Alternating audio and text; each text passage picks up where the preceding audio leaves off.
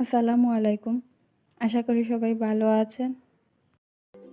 আজকে আমি আপনাদের দেখাবো মাত্র একটি ডিম দিয়ে সরিষা শাক ভাজি।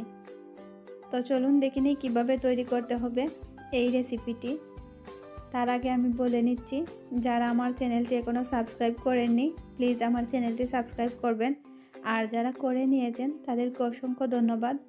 তো চলুন দেখে নিই কীভাবে তৈরি করতে হবে এই রেসিপিটি। আমি এখানে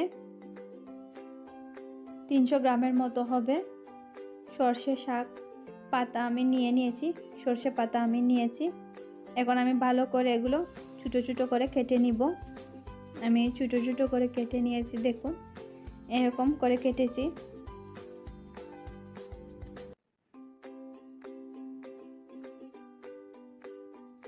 এরপর আমি নিয়ে নিব 1 টেবিল চামচ পরিমাণ পেঁয়াজ কুচি করে কেটে। এরপর আমি নিয়েছি 1 টেবিল চামচ পরিমাণ রসুন কুচি করে কাটা, আর আমি নিয়েছি 3-4টি কাঁচামরিচ। এবার আমি চুলায় তেল গরম হয়ে গেলে আমি দিয়ে দিচ্ছি পেঁয়াজ।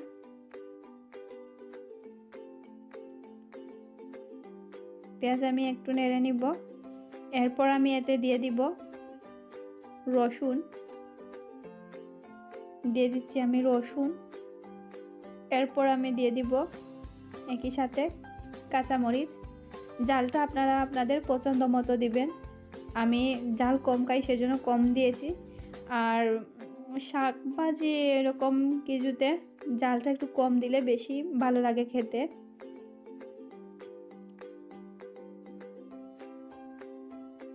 একটু নেড়ে নিব। এখন আমি দিয়ে দিচ্ছি স্বাদ মতো লবণ। এরপর আমি দিয়ে দিব আধা চা চামচ পরিমাণ হলুদ গুঁড়ো। চাইলে হলুদ গুঁড়োটা আপনারা স্কিপও করতে পারেন, অপশনাল। এরপর আমি আর একটু হালকা ভেজে নিব। সবগুলো আমি একসাথে হালকা ভেজে নিব, বেশি আবার ভাজতে যাব না। আমি এখন দিয়ে দিব সর্ষে পাতাগুলো, দিয়ে দিচ্ছি আমি সবগুলো। দিয়ে আমি একটু ভালো করে নেড়ে নিব। একটু সময় নাড়লে দেখবেন পাতাটা একটু নরম হয়ে গেছে। আর আলাদা করে কোনো পানি দিতে হয় না, শাকটা সিদ্ধ হওয়ার জন্য শাকের যে পানি আছে সেই পানিতেই সিদ্ধ হয়ে যায়। দেখুন আস্তে আস্তে কীরকম নরম হচ্ছে। আমার নরম হয়ে গেছে, দেখুন। অল্প আছে ভাজলে ভালো, তো আর পুড়ে যাওয়ার ভয় থাকবে না।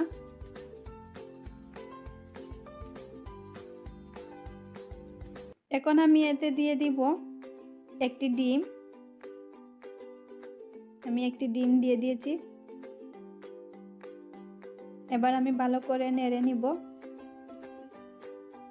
নেড়ে নিয়ে একটু সময় ভালো করে নেড়ে আমি চুলা থেকে নামিয়ে নিব।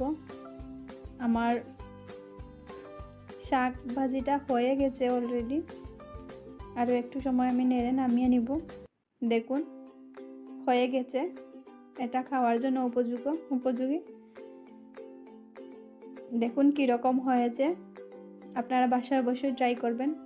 ট্রাই করলে বুঝতে পারবেন ডিম দিয়ে সর্ষে পাতার শাক খেতে কীরকম টেস্ট। তো এ ছিল আমার আজকের রেসিপি। আল্লাহ হাফিজ।